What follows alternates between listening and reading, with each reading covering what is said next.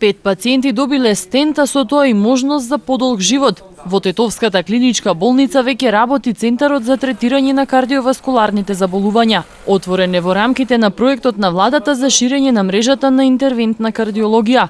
Така ќе се намалат листите на чекање кои беа долги поради фактот дека досега вакви интервенции се правеа само во Скопје, истакна министерот за здравство Никола Тодоров. Времето на реакција од моментот на срцевиот удар до моментот на влез во болница е есенцијално, односно еден од многу значајните ефекти за правец на преживување на пациентите или помалце компликации или подобар ефект од интервенциите.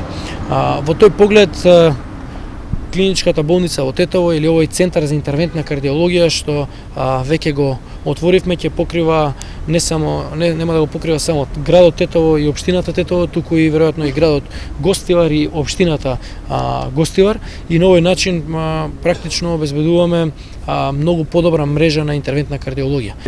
Не ни останува ништо освен да побараме од министерот и од владата на Република Македонија уште повише да не поддржи во нашите останати проекти. Во новиот ургентен центар кој работи во склоп на клиничката болница во Тетово функционира компјутерската томографија и магнетната резонанса.